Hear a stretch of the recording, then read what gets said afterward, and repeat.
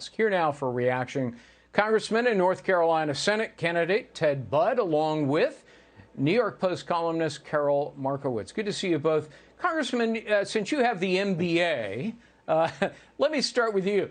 The only people who are happy tonight are the lawyers. As we speak, they're buying Porsches because they know this litigation is going to finance their lavish lifestyle for years to come. But doesn't it all come down to fraud?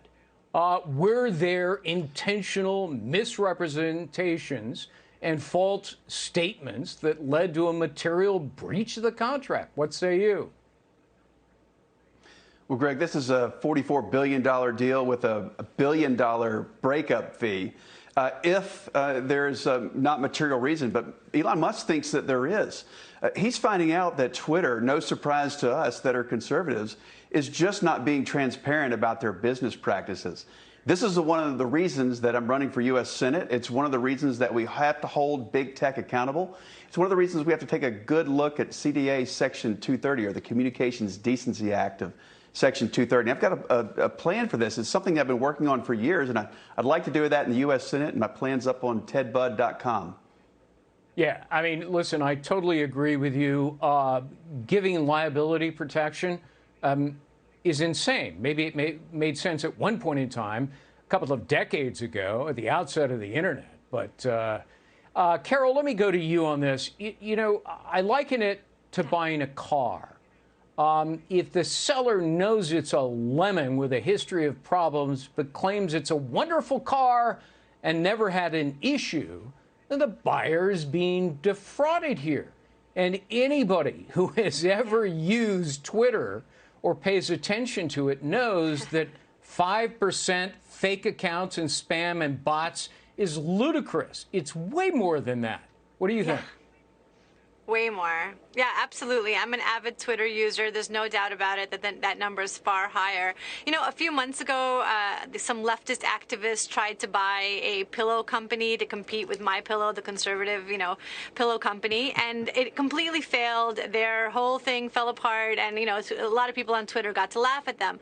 I think the idea of Elon Musk buying Twitter is not at all like that. This is a man who knows what he's doing. This is not like he had a shot in the dark, decided to buy some random company and didn't think it through at all. So I think the fact that he's pulling back from this deal right now says that he knows something that can, potentially lead to maybe negotiating a better price or something like that maybe he'll still buy the app. I wouldn't be surprised if that does happen.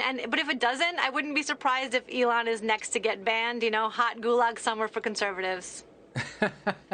I checked the stock price. It's hovering around 36. The offer was for 54 a share. So what do you think, Congressman Budd?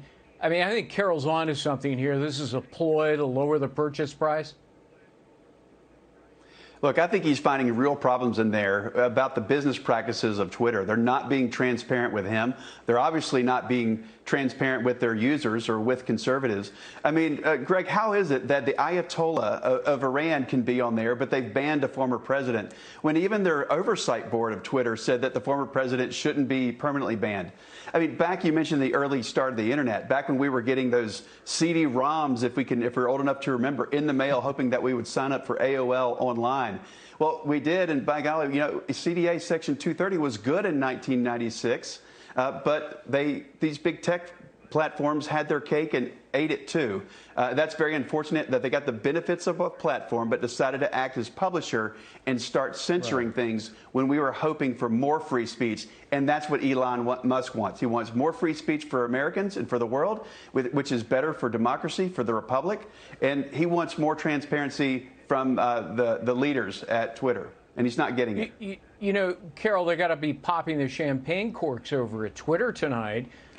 They can now resume their unfettered censorship, right? Yeah, absolutely. There was some covertly taken videos out by Project Veritas recently where we saw that Twitter employees were very openly calling themselves communist and saying, yeah, it's a very commie organization. So I imagine that there are a lot of employees who are happy about this. I can't imagine that, shareholders are very happy about this. This seems like a disaster for most people who own Twitter stock.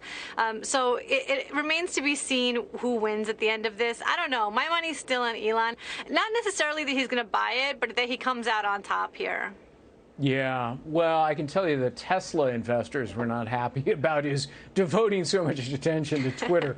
We'll see how this thing washes out. Congressman, you're running for the Senate. Good luck to you. Carol, great to see you as always.